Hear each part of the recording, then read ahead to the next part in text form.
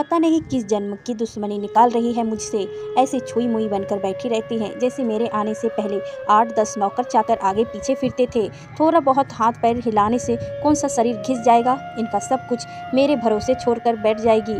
बाहर से थक कर आओ और फिर घर में आते ही रसोई में लग जाओ। वंदना खींचते हुए अपना सारा गुस्सा रसोई में बर्तनों पर निकाल रही थी। ऐसा नहीं था कि उसकी सास रुक्मणी जी को बहू के बड़बड़ाने का भान नहीं था, लेकिन वो भी मिठाई पर थी। बहू की बड़बड़ाहट को एक कान से सुनकर दूसरे कान से निकाल रही थी। वंदना एक पढ़ी लिखी लड़की थी। उसका सपना था कि वो अपने पैरों पर खड़ी होगी। उसने नौकरी के लिए कई जगह आवेदन भी दे रखा था। इस बीच जब उसके लिए अनिकेत का रिश्ता आया तो उसने साफ साफ कह दिया कि वो शादी इसी शर्त पर करेगी कि शादी के बाद उसे अच्छी नौकरी मिले तो कोई उसे नौकरी करने से नहीं रोकेगा। आखिर इतना पढ़ने लिखने के बाद वो घर पर नहीं बैठ सकती। अनिकेत और उसके घर वालों को इस बात से कोई आपत्ति नहीं थी कि उनकी बहू नौकरी करेगी। इसके लिए दोनों तरफ से खुशी खुशी ये रिश्ता हो गया। शादी के कुछ दिनों बाद ही वंदना का ज्वाइनिंग लेटर आ गया। जिस दिन वंदना ने अपने ससुराल वालों से कहा था कि वो अब नौकरी करेगी तो उसकी सास रुक्मणी जी ने सारे परिवार के सामने कह दिया था, बहू नौकरी करे, इससे मुझे कोई आपत्ति नहीं है। मैं ये भी नहीं कहूँगी कि वो पहले सारे घर का काम करे फिर नौकरी पर जाए, लेकिन मैं भी अब पहले की तरह पूरा घर नहीं संभाल सकती। मुझे सब कुछ मंजूर है, लेकिन उससे ये उम्मीद मत रख करना कि मैं बहू को रोटियां बनाकर खिलाऊंगी। मुझे पता है कि अगर मैं एक बार इस भंवर में फंस गई तो जिंदगी भर नहीं निकल पाऊंगी। उस वक्त सबको रुक्मणी जी की बातें सुनकर हैरान तो हुई थी। उनके पति ने तो ये भी कहा कि मुझे नहीं पता था कि मेरी सीधी सरल पत्नी भी सास बनते ही अपना रूप बदल लेगी। लेकिन इन सब बातों का रुक्मणी जी पर कोई असर नहीं हुआ। वो तो अपनी जिद पर अड़ी थी। खैर वंदना को तो नौकरी करनी ही थी, क्योंकि घर के थोड़े से काम के लिए वो अपनी इतनी अच्छी नौकरी तो नहीं छोड़ सकती थी। वहीं उसके पति और ससुर जी ने भी नौकरी की इजाज़त दे दी थी, तो वो फिर कहाँ रुकने वाली थी। इस समस्या का ये हल निकाला गया कि घर के कामों के लिए एक कामवाली और खाना बनाने के लिए कुक रख ली गई। खाना बनाने वाली सुबह और शाम खाना बनाकर चली जाती। वंदना का काम था ऑफिस से आकर बस खाना परोसना। यूं ही दिन निकल रहे थे। वंदना की शादी को 2 साल हो चुके थे। अब तो वंदना और बाकी सब घर वालों को इस रूटीन की आदत हो गई थी, लेकिन मुश्किल तो तब होती थी जब कभी खाना बनाने वाली छुट्टी ले लेती थी। ऐसा ही कुछ इन 2 दिनों से हो रहा था, जिस कारण से वंदना खिंची हुई थी। ऑफिस से आकर रोटियां बनाना उसे बहुत बड़ा बोझ लगता था। वैसे तो रुक्मणी जी इन दिनों में सब्जियां काट कर बना देती थी, लेकिन बहू के ऑफिस से आने के बाद रसोई में झांकती भी नहीं थी। उस समय वंदना को अपनी बैठी हुई सास बहुत चुभती थी।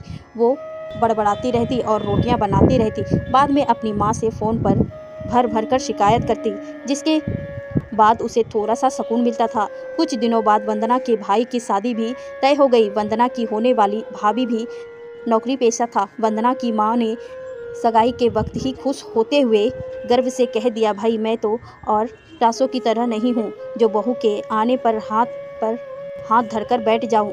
जब अभी तक पूरा घर संभाल रही थी तो अब क्यों नहीं मेरी बहू को मेरी तरफ से पूरी छूट रहेगी।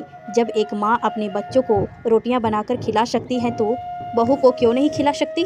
बहू तुम निश्चित होकर नौकरी करना, रसोई में संभाल लूंगी। वंदना की माँ के उच्च विचार सुनकर उसकी होने वाली भाभी का पूरा परिवार और खुद वंदना भी गदगद हो गई। वाह माँ, आप कितने बड़े दिल की हो। काश मेरी सास भी आपकी तरह होती, लेकिन मेरी किस्मत में ये सुख कहाँ। मेरी सास को तो बस हुक्म चलाना आता है। मुझे गर्व है कि मेरी माँ इतने खुले विचारों की है। अपनी चिड़चिड़ाहट निकालते हुए वंदना बोली। कुछ दिनों में ही वंदना के भाई की शादी हो गई और कुछ दिनों बाद ही वंदना की भाभी ने अपनी नौकरी ज्वाइन कर ली। वंदना की माँ भी अपनी बहू को हथेलियों पर रखती थी। सुबह उसका नाश्ता, टिफिन, रात का खाना भी तैयार रखती थी। अपने हाथों से परोसकर सबको खाना खिलाती थी। उनकी बहू भी मम्मी जी करती हुई अपनी पसंद नापसंद बताती रहती थी, जिसे वंदना की माँ ने बड़े चाव से पूरा करने में लगी रहती थी। खुशी खुशी दिन बीतते रहे थे, लेकिन ये प्रक्रिया अब उदासीनता में बदल रही थी।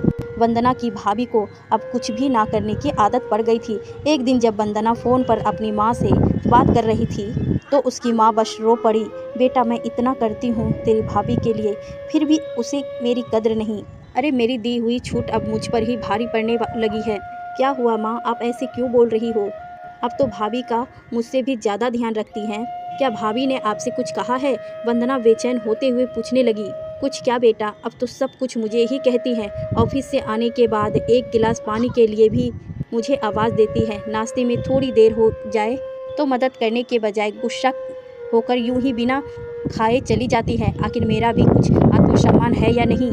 मैं तो उसके लिए बस काम वाली बनकर रह गई हूँ। माँ, ये तो बहुत गलत बात है। आप भाई से साफ साफ कह क्यों नहीं देती कि अपनी बीवी की लगाम खींचकर रखे? आप माँ हैं, कोई नौकरानी नहीं। भाभी नौकरी करती हैं, इसका मतलब ये तो नहीं कि आप पर हुक्म चलाएगी।